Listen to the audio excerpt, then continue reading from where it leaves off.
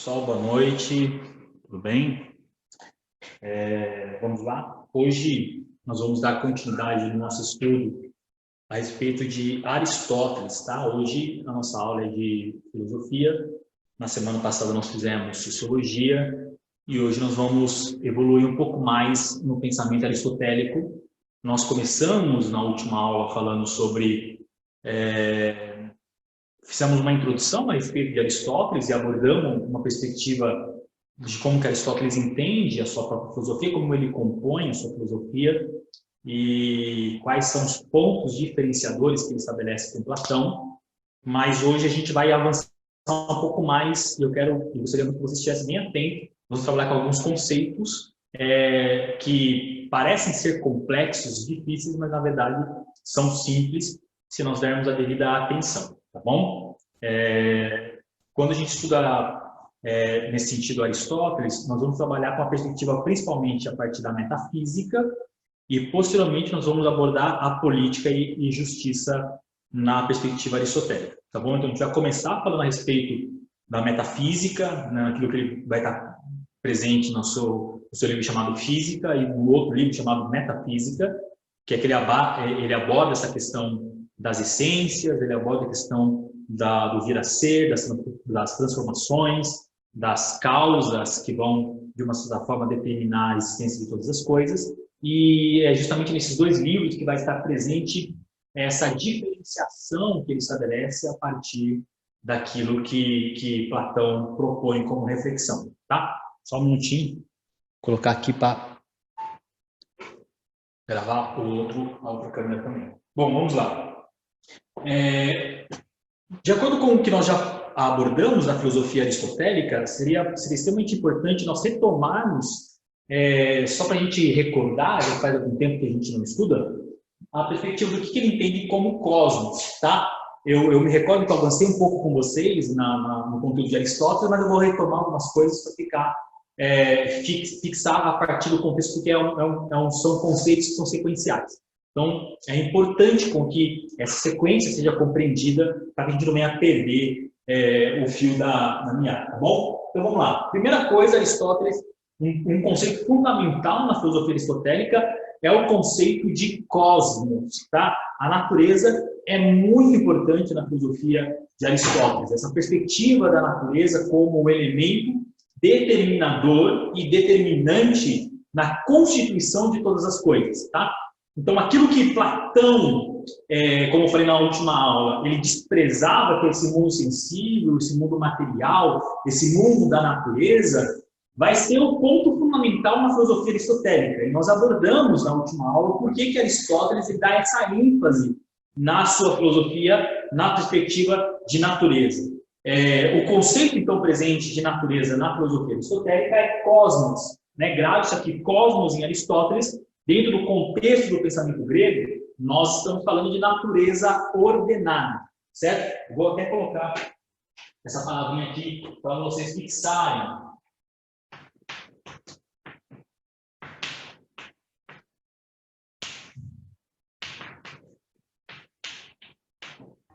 Cosmos, natureza ordenada. Por que natureza ordenada?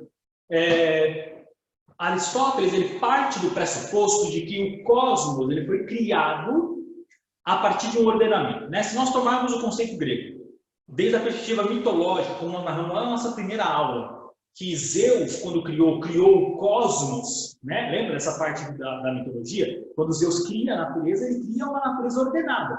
A natureza era um caos sob o governo de Cronos, e uma vez agora os titãs tendo sido vencidos pelos deuses olimpianos, o nosso amigo Zeus, que é o deus dos deuses, né? O deus supremo que vence Cronos e que organizou aquela coalizão de alianças contra Cronos, contra o governo dos titãs, ele vai assumir o governo do cosmos. Ele pega essa natureza, né? Pega a Gaia, pega a natureza totalmente caótica, e ele vai, então, organizar essa natureza, ele vai criar essa natureza, ele vai dar um ordenamento a essa natureza, de modo que todas as coisas existem em razão de um propósito e para um propósito. Isso vai estar presente também na filosofia, na mitologia narrada por Platão, quando ele fala a respeito do mito de Prometeu e Epimeteu que criaram a natureza dos homens, certo? Todos foram criados com um determinado atributo esse que permite esse ordenamento da natureza. Então, é desse conceito presente no pensamento grego que Aristóteles vai fundamentar e vai partir desse pressuposto. Qual é o pressuposto? O cosmos é uma natureza ordenada, certo? Então, por que natureza ordenada? Porque tudo existe a partir de um ordenamento. E este ordenamento, a gente vai ver agora um pouco mais à frente, esse ordenamento do cosmos, ele é teleológico, né? É um cosmos teleológico, é uma natureza teleológica. A gente vai explicar novamente o que Aristóteles entende por teleologia, né? Quando ele afirma que o cosmos ele é teleológico, o princípio da finalidade. Bom, uma vez compreendido isso aqui a respeito do cosmos, a gente tem que avançar um pouco mais, tá? Qual é a perspectiva aristotélica? É de que as coisas que existem, elas existem na sua forma percebida pelos meus sentidos. Então, todo sujeito, todo ser humano, todo homem, quando olha para o mundo, contempla o mundo, o que ele percebe? Ele percebe as coisas. Essas coisas são percebidas, esses entes são percebidos, essa é uma outra palavra importante na filosofia, ente, tá? E-N-T-E, ente. Né? É uma palavra que nós temos que sempre termos em mente, ente, tá? Esse ente, ou os entes que nós percebemos, eles são percebidos por meio dos sentidos, de modo, então, que os nossos sentidos é aquele que estabelece essa relação, essa mediação entre o sujeito que contempla e observa o mundo e o mundo observado, tá? Qual é o mundo observado? Esse ente, que está onde? Esse ente está onde? No cosmos, certo? Então, esse ente está no cosmos. Quando nós olhamos para esses entes, para os objetos materiais, o que nós percebemos a partir da perspectiva de Aristóteles? Que esse mundo percebido, ele se apresenta por meio da sua forma. Cada ente que nós percebemos no mundo, cada ente que está no mundo, ele existe a partir de uma determinada forma, certo? Ou tudo que nós pensarmos, né? Nós temos aqui o celular, madeira, copo, plástico, livro, tudo que nós pensarmos, papelão, bolsa, mochila, roupa, certo? Essas coisas são entes. Esses entes se apresentam no mundo, esses entes são percebidos no mundo. O que os meus sentidos conseguem perceber esse cosmos? Os meus sentidos, por meio da visão, tá? Por falta do paladar, ele percebe os entes nas suas formas, certo? Nas suas formas. Aristóteles está convicto de que esse mundo do qual se manifesta por meio dos entes, ele não é dividido em dois, como Platão propunha. Então, Aristóteles vai se opor à perspectiva do dualismo platônico. Lembra que nós estudamos dois mundos, o mundo de cima, o mundo de baixo, o mundo das ideias, o mundo sensível. Aristóteles vai se opor a isso, vai falar que não existem duas realidades.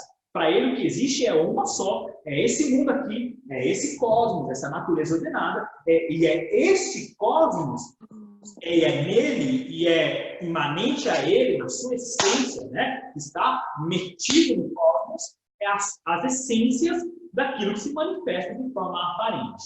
Então, enquanto Platão afirmava que esse mundo da natureza é um mundo desprezível, é um mundo que oferece, por meio do sentido, um conhecimento inválido, é um conhecimento que altera de acordo com os sentidos, Aristóteles ele vai falar o oposto. Ele vai falar, olha, esse mundo das ideias de Platão não existe, porque a única realidade percebida é essa. Esse mundo em si nós não conseguimos alcançar, acessar, certo? Tanto que quando Aristóteles fala de metafísica, ele não está falando dessa metafísica nessa dimensão platônica, ele está falando de uma metafísica que compreende e abarca todo o mundo, seja na sua manifestação essencial, seja na sua manifestação a partir das suas formas, certo? A sua manifestação material. Então, esse cosmos e a compreensão do cosmos, no sentido de alcançar as suas essências, de alcançar as suas aparências, estão todas dimensionadas no mesmo âmbito, no mesmo mundo, que é o cosmos aristotélico. Portanto, quando a gente fala de Aristóteles, nós não estamos falando de dois mundos, estamos falando de um mundo só, certo? De modo que nós percebemos esse mundo nas suas matérias e nas suas formas, mas existe uma essência que está por trás das aparências. E essa essência que está por trás das aparências pode ser alcançado pelo ser humano por meio da construção do conhecimento, certo? E como que ele vai propor essa dimensão ou essa compreensão a partir das formas para que eu possa alcançar as suas essências? Aristóteles vai falar então sobre o ilemorfismo, certo? Ou seja, existe tudo aquilo que existe como ente, tudo aquilo que é ente material, certo? Tudo aquilo que é matéria, ente, está aí no mundo, a gente percebe, ele carrega uma essência, ele tem uma aparência, e a sua aparência se manifesta de forma diversa, certo? E a aparência ela é determinante para a sua matéria. A forma é determinante na matéria. E a matéria ela é determinada em si. Então, nesse sentido, que Aristóteles vai lançar esse primeiro conceito. Quais são os conceitos? Do ilemorfismo, certo? De modo que nós temos a junção de duas palavras aqui em grego. Nós temos rilé, como nós falamos na última aula. Rilé significa matéria, certo? Matéria. E morfé significa forma. Então, o que Aristóteles vai propor? Olha, quando você observar o mundo, quando você contemplar o mundo, o que você vai conseguir distinguir nos entes presentes no mundo? As suas matérias e as suas formas. A matéria corresponde ao substrato essencial. As formas correspondem à maneira pelo qual essa matéria se manifesta no mundo, certo? Então, dois conceitos fundamentais. O rilé e o morfé. Rilé é a matéria, morfé a forma. Então, tudo que nós observarmos no mundo, o que nós vamos observar? O que nós alcançaremos? O que conseguimos perceber? Percebemos as suas formas. Mas se nós traçarmos um caminho de investigação, nós conseguiremos chegar das formas às suas matérias. Então, as matérias correspondem ao substrato essencial, o que as coisas são em si, certo? Então, a matéria corresponde ao que a coisa é em si, ao que o objeto é em si. E a forma corresponde à maneira pelo qual esse objeto ou essa matéria se mostra no mundo, ou a maneira pelo qual eu consigo identificar essa matéria, certo? Então, se nós, por exemplo, pegarmos essa folha ela tem uma forma folha, certo? Forma folha. Só que qual é a matéria da folha? Qual é a essência da folha? Fala aí, coloca no chat para mim, para eu poder ler aqui. Qual é a essência da folha? Celulose. Celulose, exatamente. Então nós temos a forma, folha. Nós temos uma matéria. Qual? A sua essência. A essência da folha de papel, ela é o quê? Celulose. Então, é possível identificar em todos os objetos a sua forma e, uma vez identificando a sua forma, é possível nós alcançarmos aquilo que ela é no seu substrato essencial. Certo? Então, esse é um ponto fundamental para a gente compreender a filosofia aristotélica. Deu para compreender até aqui? Podemos avançar um pouco mais? Tem gente com o áudio aberto aí, se puder fechar, por favor. Professor. Oi. Então, por exemplo, a lousa seria o quê? A forma, lousa, matéria, madeira? Exatamente. Exatamente. Aí eu faço uma pergunta. A matéria, ela se apresenta de uma única forma no mundo? Não. Não. Por quê? A gente está falando de lousa, forma. Ela tem uma matéria que é a madeira. A madeira ela pode se manifestar no mundo do quê? De diversas maneiras. Tem porta de madeira, cadeira de madeira, tem janelas de madeira, você tem brinquedos de madeira, você tem objetos de madeira, você tem panelas, você tem uma série de coisas que pode ser feita com madeira, certo?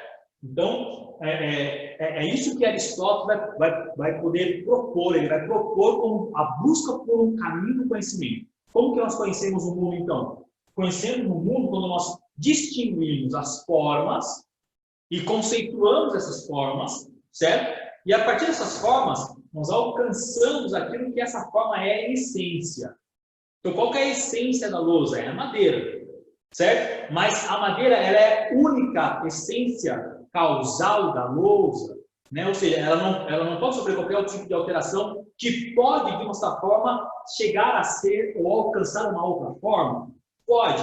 Então, o que Aristóteles vai falar? Olha, nisso que se estabelece um outro conceito que ele vai propor, que a gente chama da potencialização da matéria, certo? Ou seja, essa matéria que recebeu uma determinada forma, ela pode se atualizar, ou seja, de acordo com a sua potência, ela pode se atualizar em diversas outras formas. Depende de alguém intervir nessa matéria, dando a essa matéria outras formas. Certo? Então, quando nós olhamos e contemplamos o mundo, o que nós percebemos no mundo? Os objetos nas suas formas. E quando fazemos uma análise desses objetos, quando contemplamos esse objeto, quando nós traçamos um caminho de investigação desse objeto, a partir da sua forma, nós podemos alcançar a sua essência material. Certo? Então, aqui nós vamos avançar para um outro conceito, né? Ou seja, a matéria, para que ela possa receber uma forma, ela carrega em si o quê? Ela carrega aquilo que Aristóteles vai chamar de potência.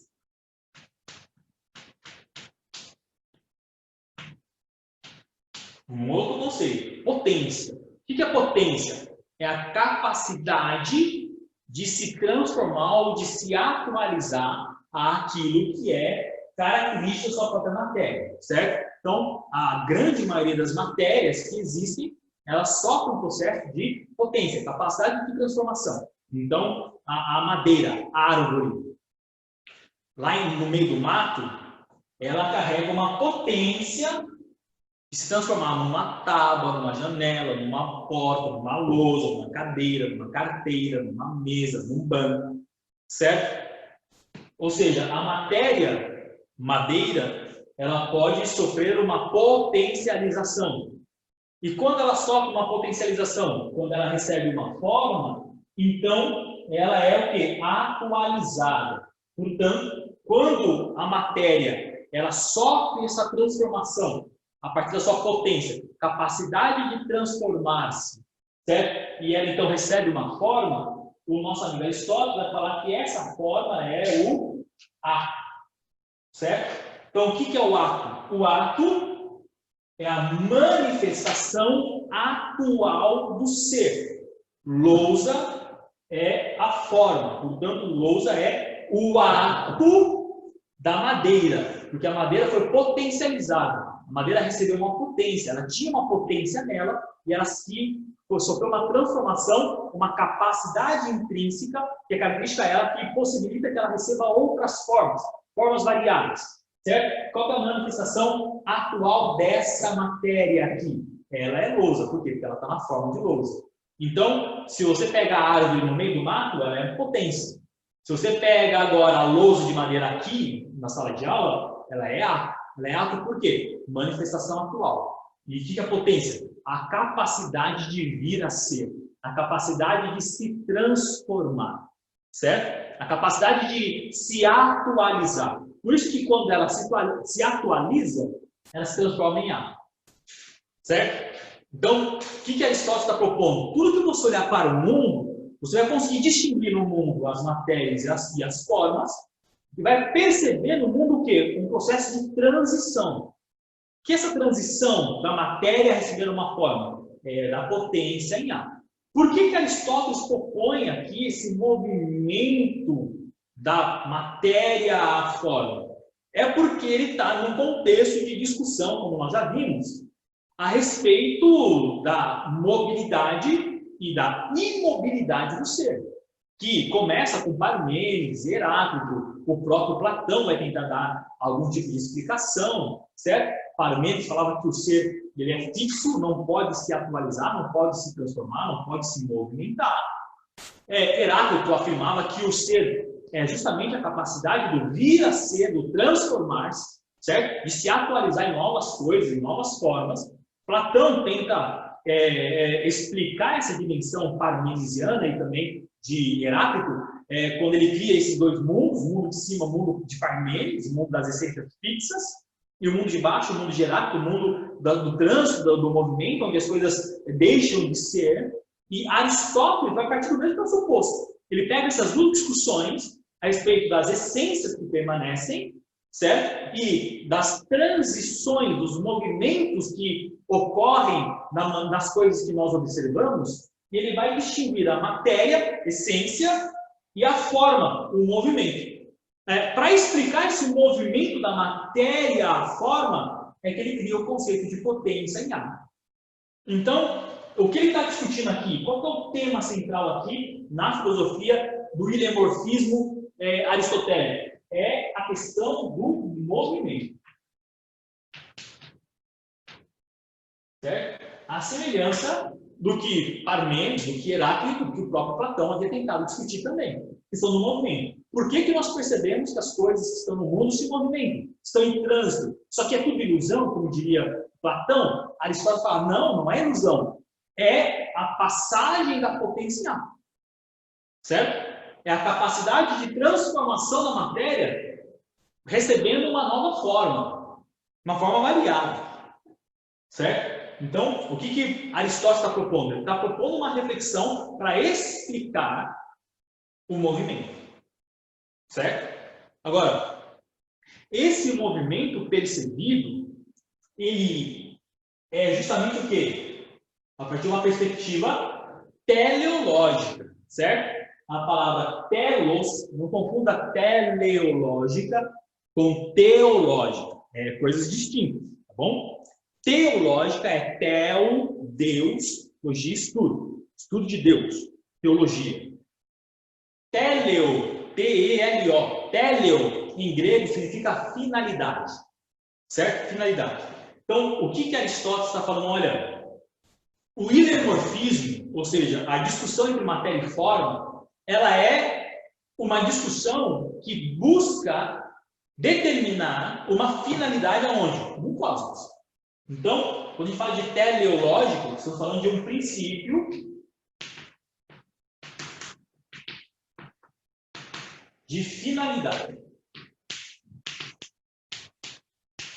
Ou seja, para Aristóteles, como nós já falamos, tudo que existe, existe em função de uma finalidade.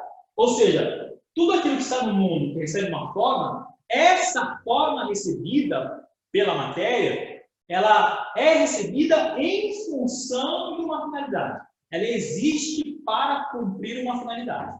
Certo? Então, tudo que é essencial, está presente na matéria, nas coisas, nós conseguimos distinguir a sua matéria da forma, e as formas que elas recebem no mundo, recebem em função de uma finalidade. Por quê? Porque essa finalidade ela é determinada pelo cosmos. É a natureza que determina a finalidade de todas as coisas. Nossa, coloca de novo que eu não consegui ler a sua pergunta.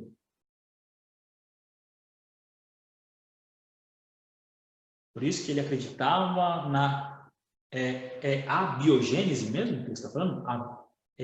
Junto ou a separado? A abiogênese. É porque a palavra a em grego significa não, entendeu? Vamos ver se eu vou conseguir te explicar. Quando fala-se de biogênese, ele está falando de uma forma da perspectiva da criação do cosmos. Ou seja, tudo que for a criação, porque gênese é origem, é início, certo? Tudo que foi criado, foi criado para uma finalidade. Só que não é espontâneo. Não é espontâneo no sentido de que isso aqui é obra do acaso, certo? O cosmos carrega uma inteligência, carrega uma inteligência. Então, essa inteligência, ela estabelece como um padrão de ordenamento.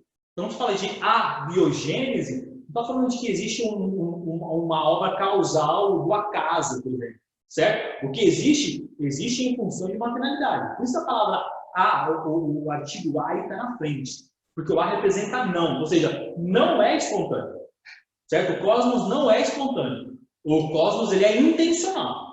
Ele não é espontâneo, ele é intencional. Entendeu? Na perspectiva de Aristóteles, ele é intencional. Por quê? Porque tudo intencionalmente existe para cumprir uma finalidade. Ou seja, essa finalidade não é obra do acaso, não é espontâneo. Aristóteles vai propor aquilo que significa o movimento que deu origem a todas as coisas. Aristóteles vai concluir, inclusive, que é Deus, certo? Deus não numa perspectiva da mitologia grega e também não numa perspectiva cristã, mas ele fala que Deus é que criou as coisas, ou, né, vamos partir para as forças do panteão grego, os deuses. Mas ele fala que esse Deus, que na perspectiva aristotélica não é distinguível como nós distinguimos no cristianismo, por exemplo, mas ele fala que esse Deus desencadeou um movimento de criação sem com que ele mesmo possa se movimentar. É o que a gente vai chamar depois do princípio do primeiro motor. Né? O que é o primeiro motor? Se o cosmos ele é ordenado e sai em constante movimento, a pergunta é, todo ser que se movimenta teve uma causa inicial desencadeadora do movimento. E se você fizer um retorno para trás, chegar no início do movimento, o movimento do cosmos teve que ter um início, teve que ter uma origem, tem que ter uma gênese. Essa gênese, ela não pode ser causada por um outro algo externo a ela. Ou seja, esse Deus que criou as coisas, ele não pode ter sofrido uma ação externa a ele para desencadear um processo de movimento no cosmos. E esse movimento é um movimento criador, que permite o ordenamento. Então, o que ele vai falar? O cosmos, ou essa origem, esse Deus que movimentou o cosmos, esse Deus ele é imóvel. Então, ele funciona como se fosse um motor imóvel que desencadeia todo o processo de movimento que vai possibilitar a criação e surgimento das coisas, da matéria e forma, dando às matérias determinadas formas específicas da natureza. Esse movimento que ocorre, ele ocorre em razão de uma força que ele exerce, mas cuja força não é externa, mas é interna. E não é algo que vem, que possa permitir que ele se movimente em direção às coisas, mas é algo que se estabelece a partir justamente... Isso, justamente. Ele nem foi nem será, né? Exatamente. Por quê? Porque se Aristóteles, né, ele vai assim pressuposto, se Deus se ele se movimentou, teve que ter uma intenção anterior para desencadear o movimento. Então, para que ele possa ser o primeiro e causa de tudo e de todas as coisas, ele não pode ter recebido nenhum estímulo externo, certo? De modo que ele movimenta tudo sem se mover. Porque se ele se mover, tem que ter alguma força exterior a ele que possa desencadear o movimento. E para que ele seja primeiro, por isso o primeiro motor, ele não pode ter um movimento externo a ele, de modo que todo o movimento que vai acontecer vai ser um movimento por atração, certo? Ou seja, ele atrai as coisas para si e nessa atração ele desencadeia um movimento sem com que ele mesmo se mova. Aí você tem que compreender que a ideia de cosmos aristotélico é um cosmos finito. É um cosmos, não é um universo infinito, nessa perspectiva que nós temos já na filosofia e na própria física moderna. É o cosmos finito. E é um cosmos que é isso aqui, desse planeta que a gente vê, de modo que a gente tem uma abóboda aqui em cima, abaixo, aqui é o Hades, é esse negócio aqui. Esse negócio, nessa natureza, se movimenta a partir de uma força, que ele chama de primeiro motor, cujo primeiro motor desencadeia o processo de todo o movimento cosmológico, sem com que ele mesmo em si se movimente. Ou seja, tudo que cria, tudo que desencadeia como processo de criação a partir daí, desencadeia um processo para se cumprir uma finalidade. Então, tudo que existe no mundo existe em função de uma finalidade. Aí a ideia dele é o princípio de finalidade, o princípio teleológico. Tudo que existe, existe para cumprir um determinado objetivo nesse grande cosmos, nesse grande motor. Imagina o cosmos como motor, né? Como uma engrenagem, certo? Onde cada peça da engrenagem tem uma função específica. E se, em algum momento, uma peça desse cosmos, né? Essa engrenagem possa sair, ficar fora, ferrou tudo, acabou com o cosmos, não? Deu bagunça, perde tudo, arrebenta com tudo. Então, o que Aristóteles fala? Olha, na natureza, tudo que existe, existe ordenadamente. O vento venta, a maré mareia, o sapo sapeia, brilhando da aula, você aprende, está tudo tranquilo, tudo nos seus devidos conformes. Na natureza, tudo que existe, existe para cumprir um papel que é a sua finalidade, certo? Bom, esse papel é determinado a partir dessa atualização da potência em ato. Aí, para a gente poder compreender que esse movimento da potência em ato, certo? Que é justamente aquilo que vai determinar as essências, matéria, da forma com que ela recebe, é um outro conceito que Aristóteles vai propor, que é o que ele vai chamar de substância e acidente. Substância e acidente. Quando a gente fala de substância e acidente, do que nós estamos falando? Do que se trata? Substância, tudo que você observar no mundo, no cosmos, você vai identificar aquilo que é a sua substância material, certo? Substância material. Ou seja, aquilo que caracteriza o que o ser é e ele não nega a si mesmo. O princípio da não contradição, né? Todo ser ele é ele mesmo e ele não pode negar a si mesmo.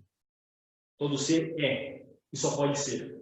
Agora, essa variedade de formas, ou seja, essa variedade de maneiras pelo qual essa matéria recebe formas distintas, essa substância, ela se apresenta de formas diversas. A madeira, por exemplo, substância, ela se apresenta de formas diversas, ou seja, ela recebe diversas formas. Essas diversas formas é o que o nosso amigo Aristóteles vai chamar de acidente. Então, o que é o acidente? É a maneira pelo qual determinada substância material recebeu uma determinada forma. Ou seja, a forma ela é acidental, ela é causada, ela não é substancial. Porque a substancial é a sua matéria, certo? Agora, a forma que ela recebe, ela é acidental. Por quê? Porque é exterior à matéria. Então, quando a gente fala da madeira, por exemplo, vamos ficar com o mesmo exemplo que nós estamos aí malhando, a madeira, lousa, ela é acidental. Por quê? Ela foi causada, ela foi criada, foi dada à matéria essa potencialização, foi dada à madeira essa forma. Então, a forma lousa é acidental na sua substância. Substância, madeira, que é substância material. Agora, como que ela se apresenta na sua forma? Esta forma aqui, ela é acidental. Por que ela é acidental? Porque não é natural. Natural é a madeira lá no meio do mato. Agora, nós tiramos a madeira do meio do mato, demos à madeira uma determinada forma, ou seja, houve um processo de transformação na matéria, dando à matéria uma forma. É isso que Aristóteles vai chamar de acidente, certo? Então, acidente é aquilo que acontece na matéria, alterando a maneira pelo qual ela é percebida no mundo. Então, consigo compreender? A maneira pelo qual ela é percebida no mundo. A maneira pelo qual eu compreendo, percebo o mundo, capto essas informações e apreendo essa realidade, eu consigo sempre captar o que? Aquilo que é acidental. Exatamente. Certo? Então, a substância ela é a matéria e a forma é aquilo que é acidental. Por quê? Porque não é natural, não é característica intrínseca dela mesma. Bom, feito essa introdução aqui, desses conceitos iniciais, como que nós conseguimos distinguir, né, conhecer as coisas? Aristóteles vai propor 4 causas pelas quais as coisas que existem no mundo. 4. Acho que isso aqui nós já até abordamos na outra aula. Ele vai falar que isso aqui é a causa material, causa formal.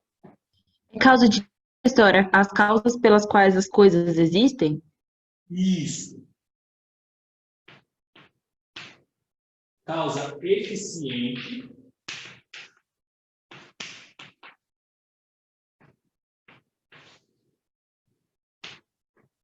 E causa final. São 4 causas, então, que Aristóteles propôs, tá? Não é difícil. Na verdade, ele começa explicando o lemorfismo para que a gente possa ter uma distinção entre o que é matéria e o que é forma, qual é a sua substância e a transformação que ela recebe, certo? Sob intervenção de um terceiro, de alguém, que vai dar à matéria essa determinada forma, ou seja, então essa forma ela é acidental nessa matéria. Para a gente possa compreender, então, o que as coisas são em si, Aristóteles vai nos chamar a nossa atenção para compreendermos as causas pelas quais as coisas existem no mundo, ou que determinam que as coisas sejam no mundo. O que é causa material? Causa material é o que a coisa é, certo? O que a coisa é? O que a lousa é? Madeira, certo? Então, a madeira é a causa material, é o que determina o que o objeto é, em si, na sua substância. O que é a causa formal, certo? É a maneira pela qual essa matéria se apresenta. Causa formal, certo? Então aqui, ó, do que é feito, como se apresenta, ou o que ela é, o que ela representa, como que ela se apresenta no mundo. Causa formal, certo? Forma é aquilo que é dado à matéria, é o acidente que ocorre na matéria, dando à matéria uma determinada forma, certo? Então, primeiro, causa material. O que é feito? Eu olho o objeto e pergunto, o que é feito? Essa lousa, o que ela é feita? Feito de madeira, certo? Como que essa madeira se apresenta? Como que eu consigo perceber essa madeira?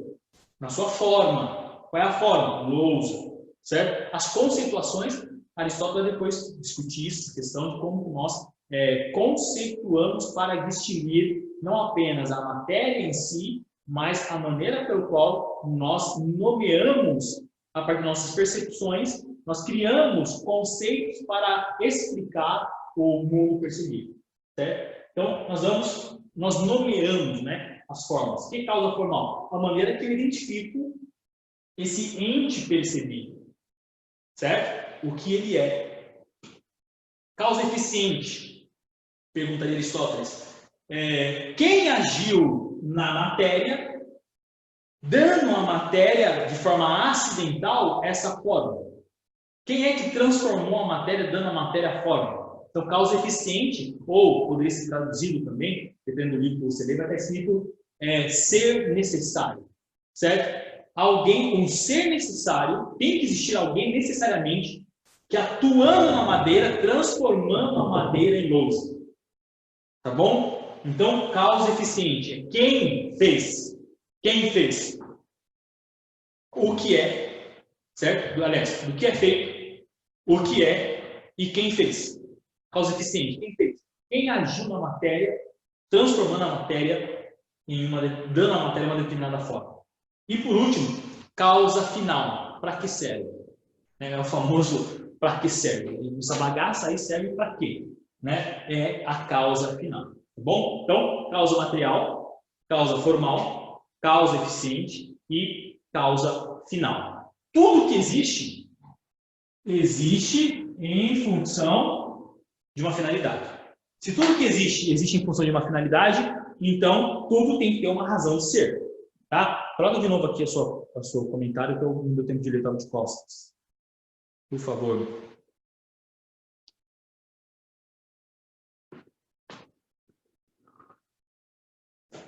Então, se for na natureza, né, os entes naturais, ela é espontânea.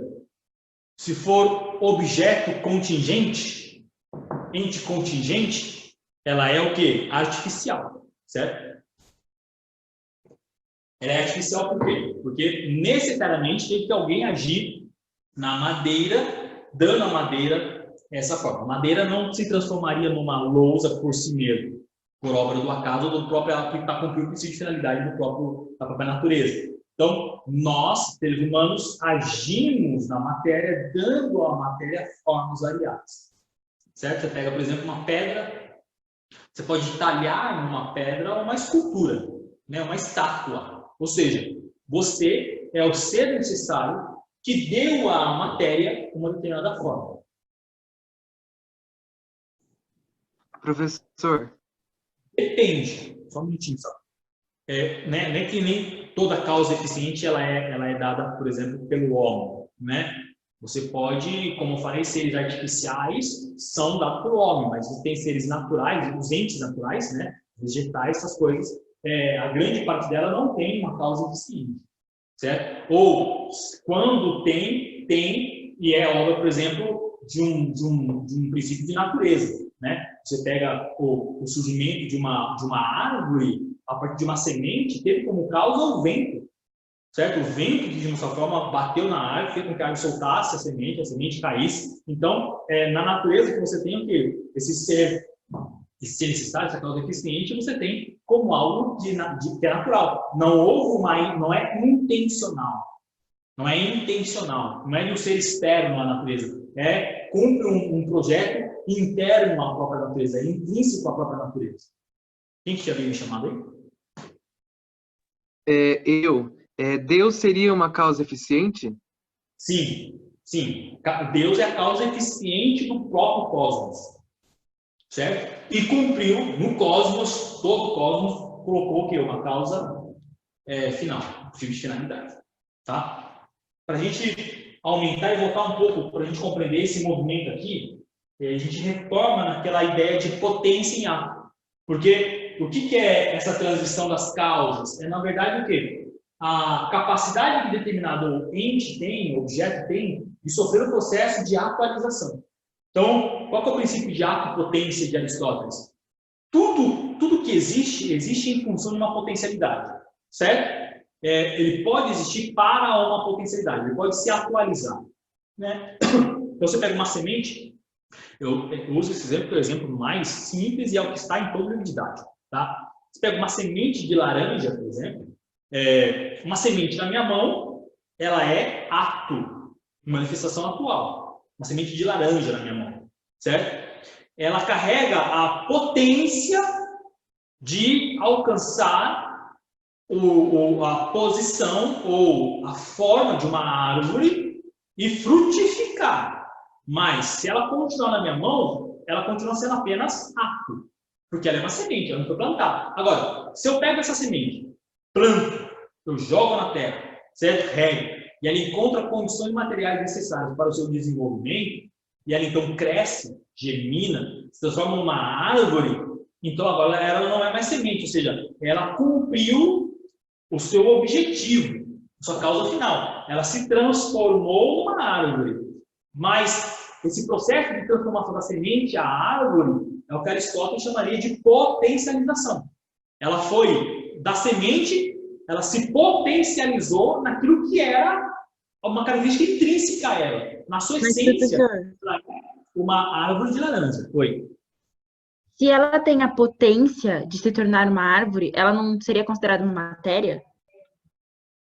Então, a matéria em si é a sua essência, ser árvore de laranja.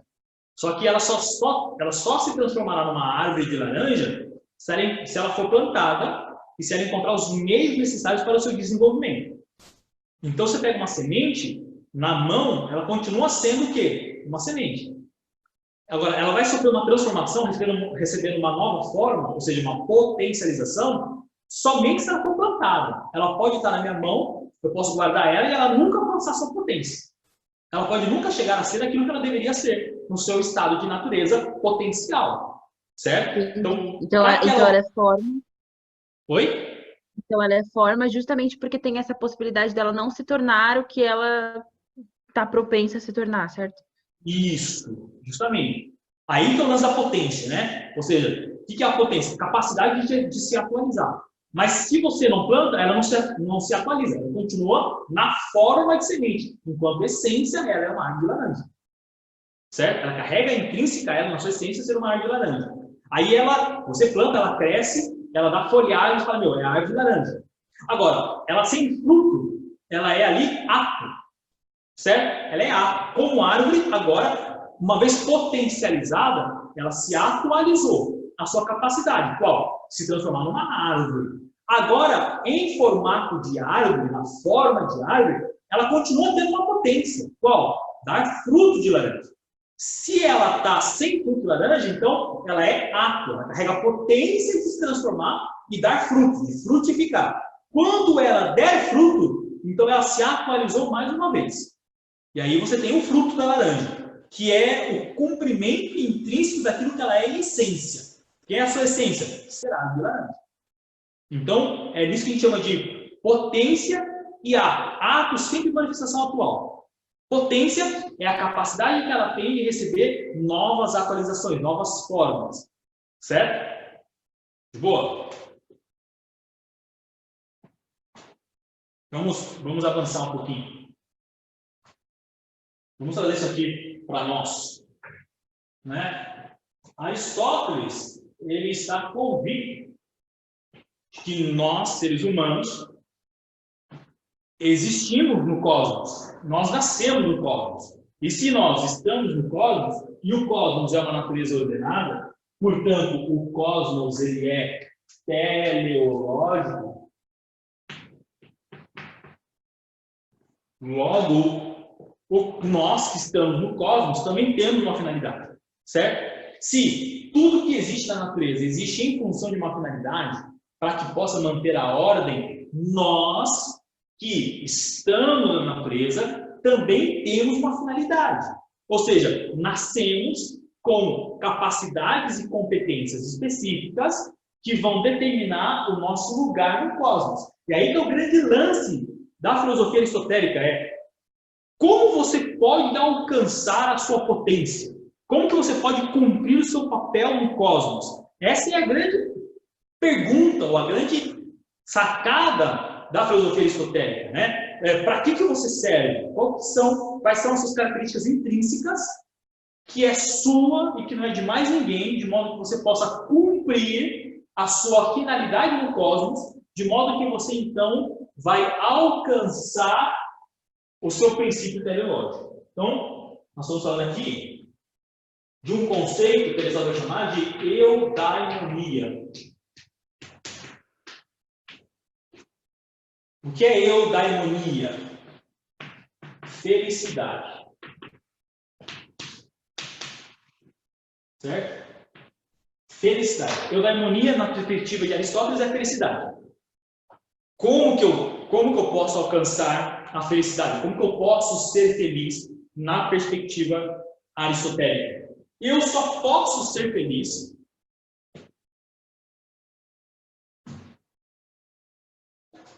como relacionar o que você falou? Repete de novo.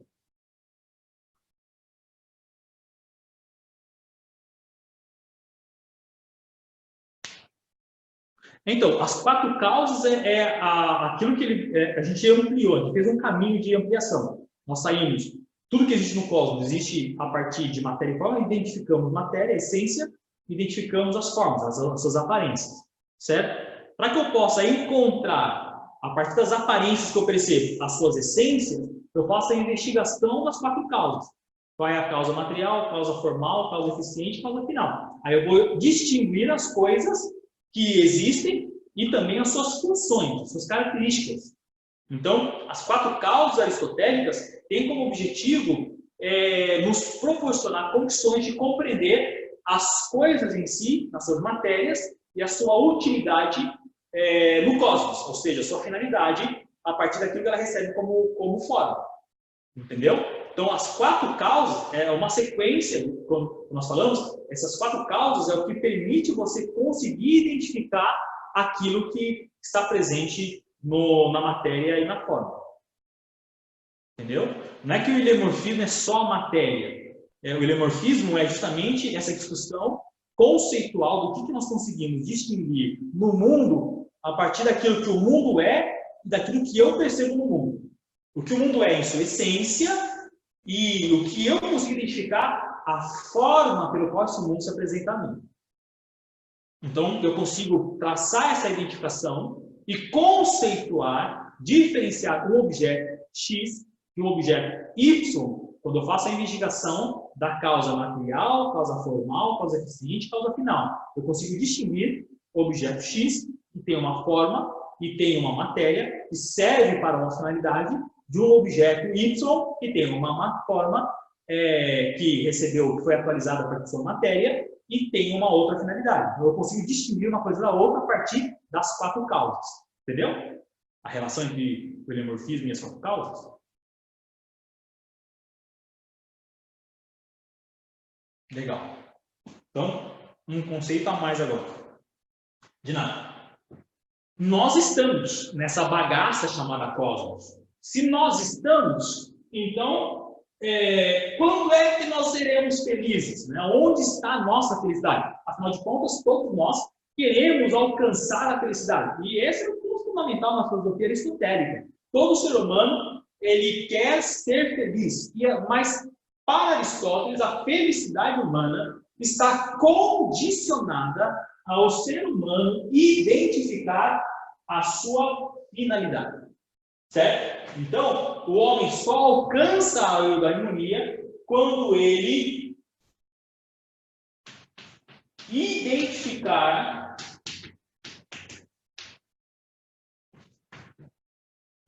a sua finalidade. Certo? Agora, basta identificar a minha finalidade? Basta saber para o que eu sirvo e eu já vou ser feliz? Não. Na perspectiva de Aristóteles, não. Você não basta identificar. Você tem que encontrar os meios necessários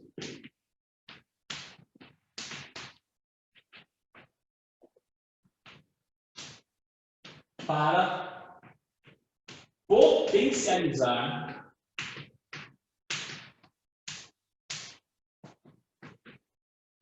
a sua essência. Né? Entendendo essência aqui como característica intrínseca a cada ser humano. Certo? Nós estamos na natureza, somos diferentes dos animais, porque os animais existem para cumprir um papel específico, e nós fomos dotados de um atributo divino diferente dos animais, que é a nossa capacidade intelectiva. Certo? Não apenas a nossa capacidade intelectiva, mas mais do que isso, é a nossa capacidade de organização social em razão desse nosso atributo de natureza chamado intelecto.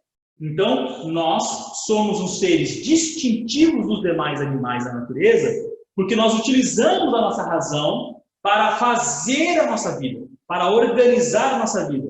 Então, nós somos um animal, na perspectiva de Aristóteles, eles chamam de animal político, porque nós utilizamos o intelecto para fazer política. Entendendo política aqui no conceito grego, não na maneira como nós entendemos hoje.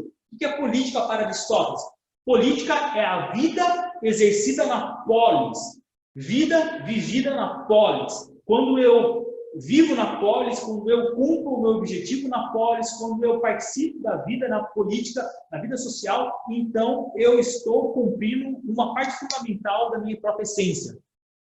Então, a eudaimonia está relacionada ao quê? Põe de novo. Eu estava falando e eu não consegui pegar o final da frase.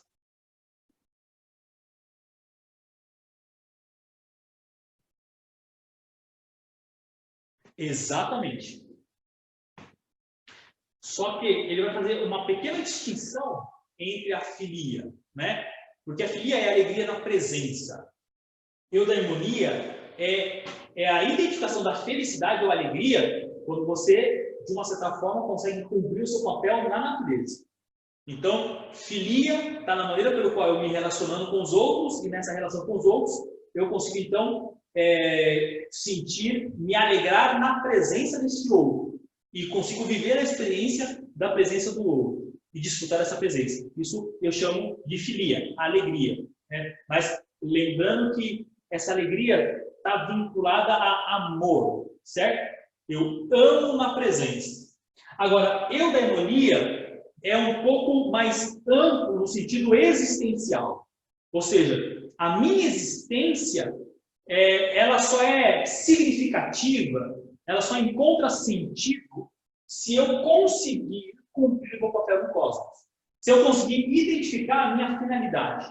Como eu consigo identificar a minha finalidade, ou o famoso para que serve, né? Para que eu sirvo? Qual é o meu papel nessa grande natureza, nesse grande motor? Quando eu identifico o meu papel, vai ser uma arruela, vai ser uma porta, vai ser um parafuso, vai ser o quê? Um dente da engrenagem. Quando eu, então, identifico, eu, então, posso desenvolver os meios, ou encontrar os meios, para desenvolver aquilo que é a minha característica intrínseca. E, uma vez desenvolvendo essa minha característica intrínseca, eu, então, vou cumprir o meu papel no cosmos. Quando eu conseguir desenvolver minha característica e exercer, viver a partir dessa minha característica, então eu vou alcançar a felicidade. Certo? Então eu vou viver uma vida eudaimônica. Quando eu identificar a minha finalidade, só que não basta identificar, eu tenho que encontrar os meios necessários para potencializar as minhas virtudes, meus talentos, a minha essência. Agora, por que isso é importante saber? Para a gente compreender, porque daqui a gente vai cair na sequência sobre falar sobre justiça e moral em Aristóteles. Porque isso aqui é um ponto distintivo para a gente identificar, na perspectiva aristotélica, o porquê que existe desigualdade, por que nós somos desiguais, certo? A nossa desigualdade, ela é determinada pela natureza. Por que a nossa desigualdade ela é determinada pela natureza? Porque cada um nasceu para uma finalidade. Então, você imagina, se eu nasci para dar aula, né? O cosmos precisava de alguém que desse aula de filosofia. Então, eu vou criar o Juliano. Então, eu crio o Juliano com qual objetivo? O cosmos cria o Juliano para que o Juliano possa cumprir essa finalidade. Qual finalidade? Dar aulas de filosofia. Bom, aí o Juliano, ele tem uma essência necessária para exercer essa função do cosmos. Qual? Dar aula de filosofia, lecionar filosofia. Mas o Juliano, ele não consegue. Isso, exatamente. O Juliano não consegue identificar a sua finalidade. Se o Juliano não conseguir identificar a sua finalidade, o Juliano vai ser imagina uma arruela, uma porta solta, um parafuso solto no motor. Eu vou atrapalhar o polo, eu vou ferrar com tudo, certo? Se eu não cumprir minha finalidade, eu ferro com tudo. Eu, ao invés de ser professor, eu escolho fazer qualquer outra coisa. Você, gerente de banco, você, como eu já trabalhei como gerente administrativo, né? Era um moco, eu odiava aquele negócio, não conseguia, né, desenvolver, eu estava ali, ganhava bem, fazia tudo, mas não dava, não era. Você não tem prazer, você não sente felicidade, sabe? Não experimenta da harmonia, é um moco, é um saco, é uma encheção de saco, é horrível, né? Quando você está deslocado na natureza, você está no seu lugar não natural, né? Não lhe é natural aquele ambiente, por quê? Porque você está fazendo aquilo que você nasceu para fazer. Então, é interessante perceber o quanto que a Aristóteles vai condicionar a felicidade a você estar no seu lugar natural, de natureza. Que você é dotado pela natureza para que você possa cumprir esse papel. Então, o que o cosmos espera de mim? Que eu lecione, que eu dê aula de filosofia. Certo? Aí eu falo, beleza, eu tenho capacidade, então, para cumprir o meu papel de professor, eu tenho capacidade intelectiva, eu tenho capacidade de armazenação de informação, eu consigo transferir conhecimento, eu tenho que ter capacidade retórica, eu tenho que saber me comunicar, eu tenho que saber falar, eu não posso ser alguém tímido, eu não posso ser alguém, né, introvertido, não posso ser alguém que o joelho bate palma na hora de falar com as pessoas, né, porque nervoso, as coisas vão me parar na boca. Eu não posso ser alguém assim. Por quê? Porque eu sou dotado pela natureza de apetrechos, vamos dizer assim, que são as minhas características essenciais que vão me dar a minha finalidade no cosmos. Então, eu vou identificar a minha finalidade. Uma vez identificada a minha finalidade, o que eu preciso? Encontrar os meios necessários para o desenvolvimento. Então, não basta saber que eu tenho capacidade de armazenar informação, eu tenho que cursar uma faculdade, eu tenho que ler os livros, eu tenho que me formar, eu tenho que me graduar, certo? Eu tenho, então, exercer esse papel, essa função, Aí, quando eu estiver aqui, como estou hoje, exercendo esse papel, dando aula, estudando, me formando, me aperfeiçoando, encontrando os meios para potencializar a minha finalidade, então eu estarei experimentando a felicidade. E que, posso te garantir que é o que eu sinto toda vez que eu começo a dar aula, certo? Eu sou muito feliz do que eu faço, gosto muito do que eu faço, né? Eu amaria ter aula comigo mesmo, que eu acho muito legal minhas aulas. Tô brincando. Cara, porque eu já tive professor de filosofia que era um ó, né? Às vezes eu tô dando aula, eu tô editando alguns vídeos, estou vendo a minha aula, eu começo a dar risada comigo mesmo. Tô vendo que você falou isso, velho. Olha que da hora. Se o meu professor falasse isso comigo, eu aprenderia muito mais do que eu deixei de aprender naquela época. Mas essa ideia, a capacidade de você se encantar com o que você faz. E por que você se encanta com o que você faz? Porque você faz aquilo que você nasceu para fazer. Certo? Quando você não tem prazer no que você faz, é porque você está fazendo aquilo que você não nasceu para fazer. E toda vida deslocada da sua natureza é uma vida infeliz. Essa é a perspectiva de Aristóteles. Quando você não cumpre o seu papel, o que você vai experimentar é infelicidade. Essa infelicidade traz peso, você vai experimentar dor e sofrimento. E você vai ferrar com o cosmos. Certo? Deu tudo, geral, acabou. Agora, quando é que você vai ser feliz? Identificar a sua finalidade. Pô, identifiquei, nasci para dar aula, e aí? Agora você tem que encontrar os meios necessários para o desenvolvimento da sua essência. Bom, por que isso é importante na filosofia de Aristóteles? É porque nem todo mundo sabe para que nasceu. Esse que é o grande lance. Né? Muito poucas pessoas conseguem distinguir, conseguem compreender a sua finalidade no cosmos. Por isso que existem desigualdades. Né? Aristóteles está aqui justificando a sociedade aristocrata do seu tempo. Por que tem, no contexto grego, por que tem superiores e inferiores? Porque os superiores identificaram a sua finalidade no cosmos. E os inferiores são um bando de bosta, não souberam, não sabem para que nasceu, não sabem qual é o seu propósito. Já que você não sabe qual é o seu propósito, então você vai trabalhar para quem sabe.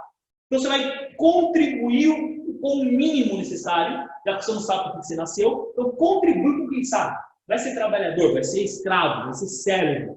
Então, é uma perspectiva aristotélica para explicar, para justificar o porquê que existe desigualdade entre os homens, certo? Porque tem pessoas que enxergam bem, que tem pessoas que dão boas aulas, que existem pessoas que são bons políticos, que existem outros que são bons administradores, que existem outros que são bons pintores, outros bons cantores, outros bons músicos, né? Vai eu me meter a cantar, puta merda, vai ficar horrível, vocês vão chorar do outro lado, não é chorar de alegria, de emoção, é de raiva. Putz, o Juliano é muito ruim cantando. Cara, o Juliano, como cantor, ele é um bom professor de filosofia. Pô, é essa a ideia, certo? Quando você sabe a sua finalidade, o que o cosmos espera de você é que você desenvolva. Agora, se você não desenvolver, você vai viver deslocado. E você, então, é melhor para contribuir, né, para prejudicar o mínimo possível, contribua com quem saiba qual é o seu papel. Aí você entende, porque no contexto grego existem desigualdade entre os homens. Né? Eu dou sempre um exemplo dessa dificuldade de nós conseguirmos não apenas saber para que as coisas, para que nós nascemos, na nossa essência, qual é a nossa finalidade, mas mais do que isso, e conseguimos distinguir os meios para desenvolver. Né? Não apenas encontrar os meios, mas ter recursos para desenvolver. Eu uso sempre o exemplo do Neymar. Neymar, na Portuguesa Santista, conhece o Neymarzinho? Né? Neymarzinho, molequinho, bom de bola, lá na Portuguesa Santista, 12 anos de idade, jogando pra cacete. Cara, mas ele não é o único jogador. Quantos moleques que jogavam muito bola com ele?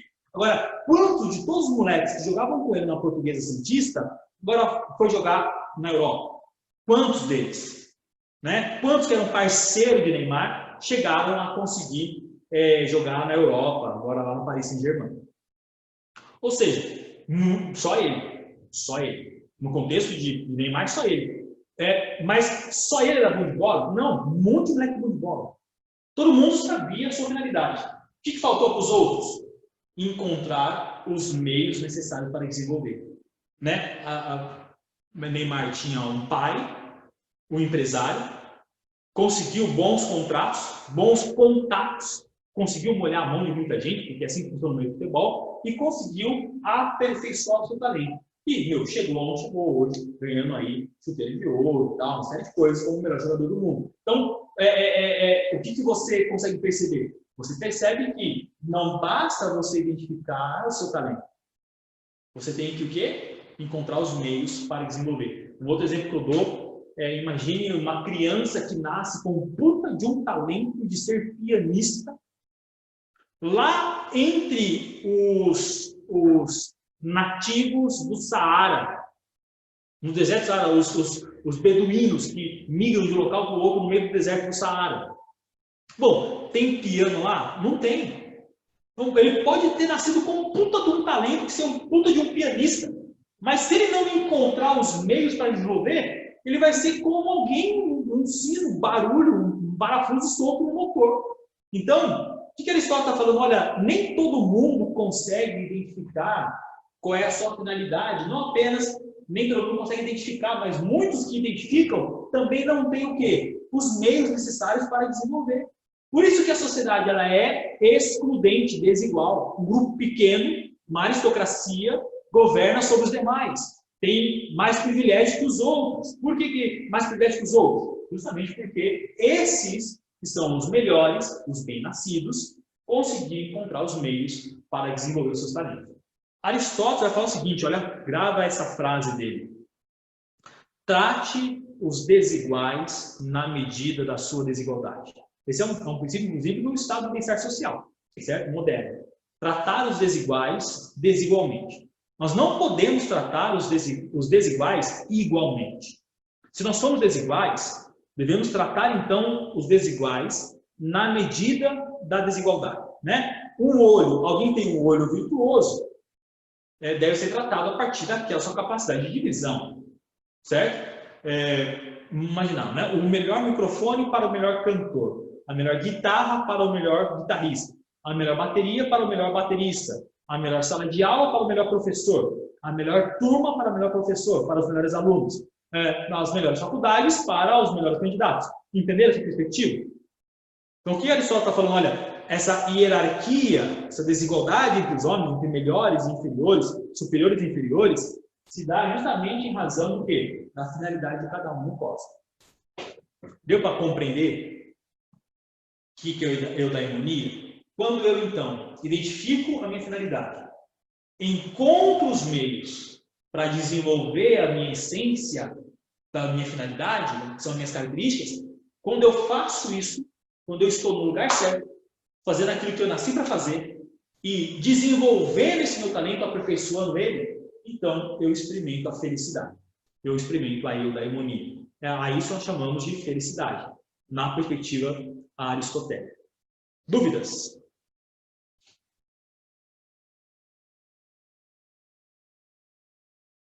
De boa? Professor, você podia... Pode falar. Você podia falar de novo sobre aquele negócio da política, sobre a atuação na polis? Fala. Qual que é a outra pergunta? Qual que é a menina que ia falar aí?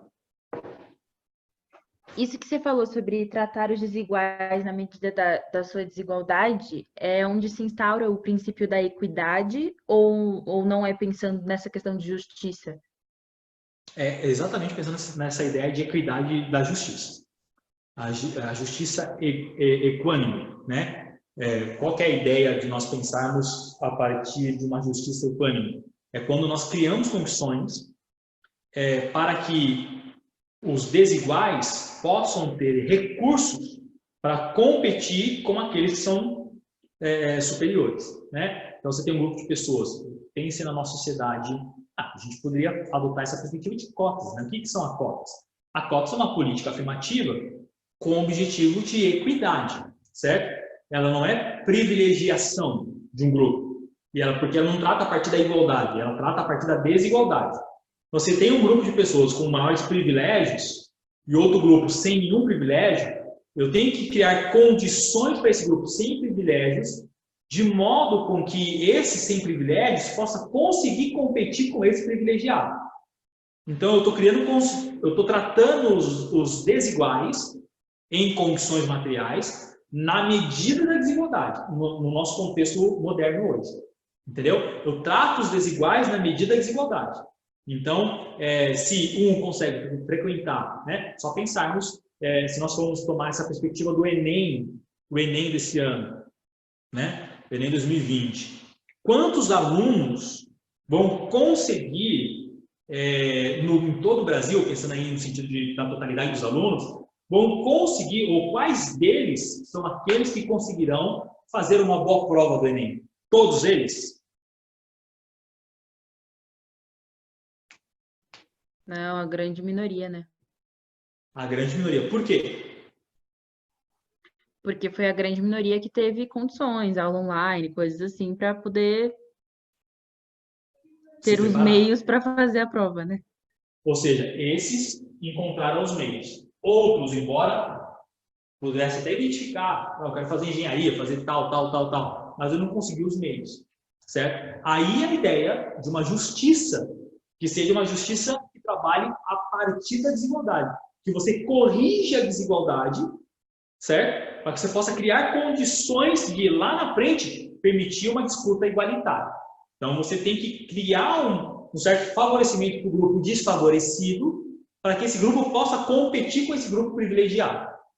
Aí, isso, no contexto moderno, nós chamamos aí de política da justiça e da equidade. Tá bom? Então, você falou mesmo. Legal, bacana. Quando a gente fala de política, quem que perguntou? Foi o Gabriel que perguntou sobre política? Fui eu. Tá vendo? Você tinha falado sobre cada um ter uma função, um papel na polis. Isso. Isso fazia parte da existência. Então, no que diz respeito à perspectiva do cidadão na polis, Platão parte do primeiro, Aristóteles parte do mesmo pressuposto de que todos nós cumprimos determinados papéis, certo? E esses papéis devem ser proporcionais à função que cada um tem. Aí a ideia que nós vamos falar mais para frente da justiça distributiva, né? Trabalha a partir da meritocracia. O que é a justiça distributiva? É distribuir as benesses a partir da contribuição de cada um na polis, que cumpre o seu papel, certo? E você só vai conseguir contribuir na polis se você fizer o bem, cumprir o seu lugar. Como nós somos seres sociais, dotados de razão e intelecto, o que nos distingue dos demais seres, nós, então, nos organizamos na cidade, de modo com que a nossa organização possa ser ordenada. Por que nós temos uma sociedade, por exemplo, com superiores e inferiores? Porque alguns, um grupo pequeno de pessoas, conseguiram identificar sua finalidade e estão atuando na sua finalidade. Sejam eles comerciantes, sejam eles proprietários de terra, latifundiários, ou sejam eles que estão exercendo a política no agro, na polis, certo? Na prática da política mesmo, do profissional da política. Agora, se eu estou na cidade, estou na polis, mas não sei a minha finalidade, eu então tenho que tentar atrapalhar o mínimo possível. Então, o que o código faz? Qual é a sugestão de Aristóteles? Você deve trabalhar ou servir, né, ou ser escravo, dependendo da perspectiva, até porque se você chegou ao ponto de ser escravo, endividamento escravidão por dívida, né, você chegou a ser porque justamente você não cumpriu o seu papel. Porque se você tivesse cumprido o seu papel, você não se transformaria no escravo. A sua falta de gestão dos seus recursos, ao ponto de se endividar, evidencia a sua inabilidade natural. Né? Você não cumpre sua finalidade. Porque se você tivesse cumprido, você não teria se endividado e não se transformaria num escravo por dívida.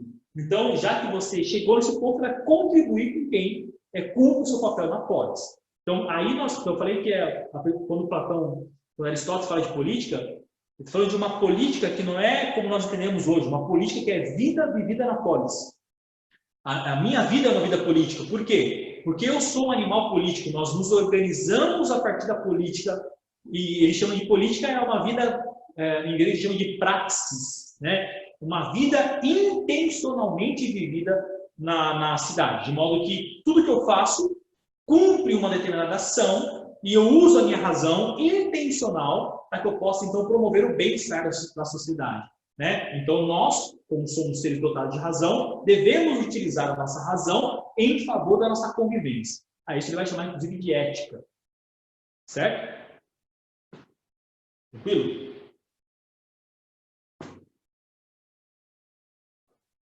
Mais alguma dúvida? Bom, se ninguém tem dúvida, eu vou dar uns minutinhos para vocês, vou selecionar alguns exercícios desse PDF que eu encaminhei para vocês. Eu quero que vocês façam alguns, certo?